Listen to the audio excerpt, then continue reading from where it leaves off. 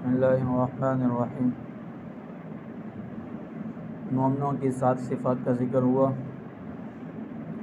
اور جن میں فرمایا جن میں یہ اوصاف پائے جائیں گے پھر ان کے لیے انعام کیا ہوگا۔ جیسے عام دنیا کا دستور بھی یہی ہے، جو کسی کام میں پوری طرح سے کامیاب ہوتا ہے اس کے لیے پھر آخر میں انعام کا اعلان بھی کیا جاتا ہے۔ اب جب بچہ اسکول میں پڑھتا ہے، اگر وہ فرسٹ، سیکنڈ، تھرڈ آئے تو اس کو اسکول کی طرف سے انعام سے نوازا جاتا ہے۔ اب اللہ کے ہاں بھی یہی ہے، جس میں یہ صفات پائی جائیں گی اس کے لیے انعام کا آگے ذکر کیا گیا۔ انعام کیا ہوگا؟ فرمایا الذین یرثون الفردوس ہم فیہا خالدون۔ فرمایا کہ یہ لوگ وارث ہوں گے۔ کس چیز کے وارث ہوں گے؟ آگے تشریح کر دی، الذین یرثون الفردوس، کہ وہ جنت الفردوس کے وارث ہیں۔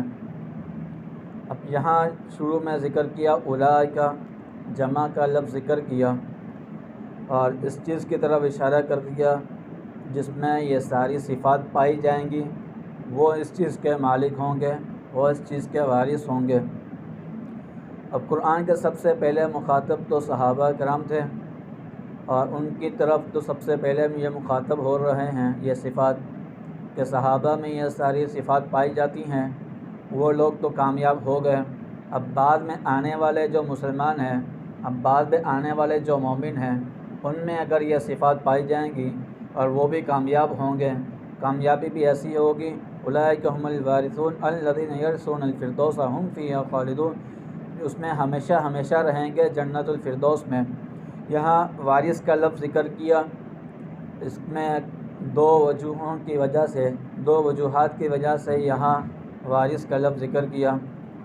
وراثت ایک ایسا حق ہے کہ اس سے مضبوط کوئی اور حق نہیں ہوتا کسی چیز کے مالک بننے کا، اور کیونکہ اس دنیا میں سب سے پہلے آنے والے حضرت آدم علیہ السلام تھے، جو کہ جنت میں تھے۔ جنت سے جب ان کو دنیا میں بھیجا گیا، کیونکہ وہ ہمارے دادا ہیں، ہمارے والد ہیں، کیونکہ وراثت اصل میں باپ دادا کی طرف سے ہی منتقل ہوتی ہے، کیونکہ ہمارے باپ دادا آدم علیہ السلام جنت سے دنیا میں تشریف لائے۔ ایک تو اس وجہ سے ہمیں اس میں وراثت کا لفظ استعمال کیا گیا کہ وراثت تمہیں وہی والی ملے گی جو حضرت آدم علیہ السلام کے وجہ سے وراثت میں تو منتقل ہوگی، وہ والی وراثت ہے۔ پھر آگے حضور اکرم صلی اللہ علیہ وسلم نے ارشاد فرمایا حضرت ابو ہریرہ رضی اللہ تعالی عنہ سے، فرمایا کہ ما منکم من احد الا لہ منزلان، دنیا میں رہنے والے ہر انسان کے لیے 2 ٹھکانے ہیں، 2 منزلیں ہیں، اس کے 2 گھر ہوتے ہیں۔ فرمایا اس میں سے پہلا گھر ایک جنت ہے، ایک دوزخ ہے، یہ 2 گھر ہیں۔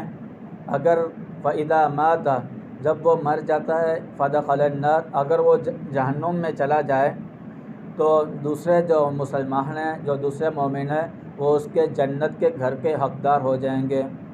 یعنی کہ ہر ایک کے لیے 2 گھر ہیں، ایک جنت کا، ایک دوزخ میں جانے کا۔ اب جو نیک کام کرے گا وہ تو اپنی چیز پائے گا، اب کوئی غلط کام کر کے جہنم میں جا رہا ہے، اس کے حصے کا جو جنت کا گھر تھا وہ اس کے دوسرے مسلمانوں کی طرف منتقل ہو جائے گا، یہ وراثت اس میں تقسیم ہو جائے گی، وہ اس سے باہر نکل جائے گا۔ اب آگے حضور اکرم صلی اللہ علیہ وسلم نے ارشاد فرمایا، تم جب بھی اللہ سے مانگو تو جنت الفردوس مانگو، اور کوئی جنت کی ذرا طلب نہ کرو، جنت الفردوس کی طلب کرو جب بھی اپنے رب سے مانگو۔ جنت الفردوس کیا ہے اور وہ کیسی ہے؟ خود حضور اکرم صلی اللہ علیہ وسلم نے ارشاد فرمایا کہ جنت الفردوس ایسی ہے کہ کوئی باغ ہو، اس میں کئی قسم کے اور باغات اس میں داخل ہوں، جیسے کسی میں پھول درخت ہوں اور اس میں خوب پھل لگتے ہوں، اور اس میں پھر خاص طور پر اس میں انگور کے درخت ہوں، اور پھر اور ایسے سیب وغیرہ کے درخت ہوں، تو اس کی طرف انسان کی رغبت زیادہ بڑھتی ہے۔ میں کہ جنت الفردوس بھی کچھ ایسی ہی ہے، دنیا میں تو کوئی آدمی تصور نہیں کر سکتا، نہ ہی کسی آنکھ نے اس کو دیکھا، نہ ہی کسی کان نے اس کا سنا، نہ ہی وہ سن سکتا ہے دنیا میں۔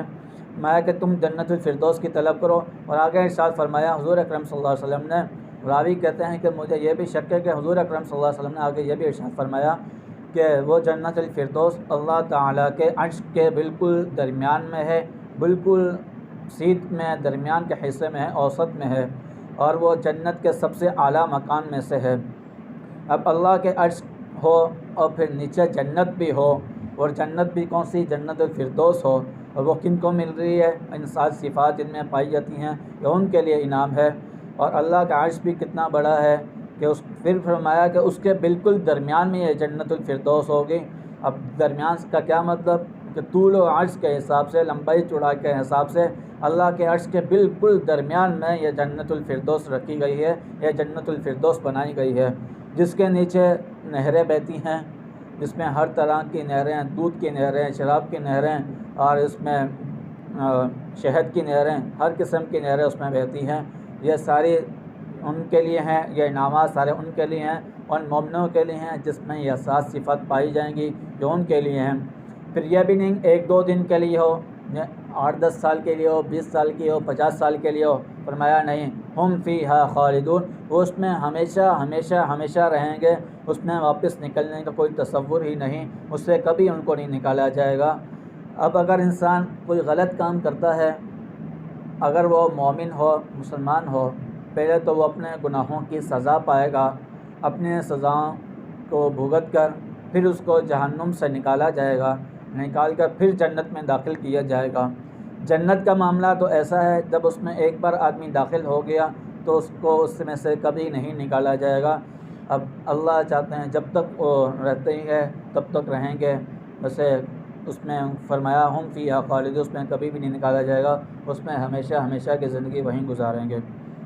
اب یہ 7 صفات کوئی مشکل کام نہیں ہے، ہر آدمی اس میں پورا اتر سکتا ہے، کوئی مشکل نہیں ہے۔ اب اسکول والوں میں کچھ ایسا ہوتا ہے کہ ان کو کہا جاتا ہے کہ تمہارا فلاں تاریخ کو پیپر ہے، تم اس کی تیاری کر کر آؤ۔ اب ان کو سوالات کا نہیں بتایا جاتا، اس میں کون کون سے سوال آئیں گے، اس میں کس قسم کا پیپر آئے گا۔ اب یہاں اللہ تعالیٰ نے سب کچھ سامنے رکھ دیا، یہ صفات ہیں، تم ان پر پورا اترو، جو بھی ان پر پورا اترے گا اس کے لیے یہ انعام ہے۔ جبکہ اسکول والوں کا معاملہ اور دوسرے کہیں کا معاملہ تو یہ ہوتا ہے، کچھ پتہ نہیں ہوتا سوال کہاں سے آ جائے اور کون سا آ جائے، پیپر کس طرز پہ ہوگا، کچھ پتہ نہیں۔ جبکہ یہ سارے سوالات، یہ ساری صفات ہمارے سامنے کھول کر اللہ نے بیان کر دی، بس ان پر اب چلنا ہے، اور کوئی مشکل کام نہیں ہے، کوئی بڑی چوڑی لمبی باتیں نہیں ہیں، کوئی لمبے چوڑے کام نہیں ہے، مختصر 7 صفات ہیں، بس ان پر چلنا ہے اور اپنی وراثت کی طرف جانا ہے، جو کہ جنت الفردوس ہے، جو ہمارے باپ دادا کی طرف سے ہماری طرف منتقل ہوگی، حضرت آدم علیہ السلام کی طرف سے، اور سب کو اسی کی طرف لوٹ کر جانا ہے۔ اگر ہم نہیں بھی کریں گے تب بھی ہم جانا تو ہم نے پھر بھی ہے اس دنیا سے، فرمایا الذین اذا اصابتهم قالوا انا للہ وانا الیہ راجعون، ہم نے بھی اسی کی طرف لوٹ کر جانا ہے، جو پہلے چلے گئے، جو اس دنیا سے پہلے بھی چلے گئے وہ بھی چلے گئے، ہم نے بھی جانا ہے۔ اگر ہم نیک کام کر کے اچھی جگہ کی طرف چلے جائیں تو وہ زیادہ بہتر نہیں ہے کہ ہم دوزخ کی طرف بجائے جائیں، ہم غلط کام کی طرف جائیں جہاں پہ سزا کا اللہ تعالیٰ نے حکم کیا، جہاں پہ بالکل سراسر سزا ہی سزا ہے، ہر قسم کی اس میں سزائیں ہیں، ہم کیوں نہ پھر نیک کام کی طرف جائیں، اچھے راستے کی طرف جائیں، جس میں ہر قسم کی ہمیں صفات ملیں گی، ہر قسم میں اس میں ہمیں نعمتیں دی جائیں گی، اور وہ بھی نعمتیں بھی ایسی ہیں جس میں سے کبھی نہیں نکالا جائے گا۔ دعا کریں اللہ تعالیٰ ہم سب کو ان 7 صفات پر عمل کرنے کی پوری توفیق عطا فرمائے۔ وآخر دعوانا الحمد للہ۔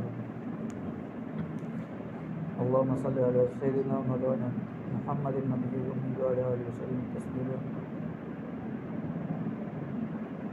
اللہم اغفر للمؤمنین والمؤمنات والمسلمین والمسلمات الأحیاء منهم والأموات إنك سمیع مجیب الدعوات۔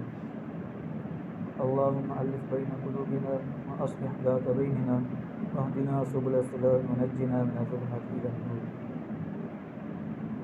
ربنا ظلمنا أنفسنا وإن لم تغفر لنا وترحمنا لنكونن من الخاسرين۔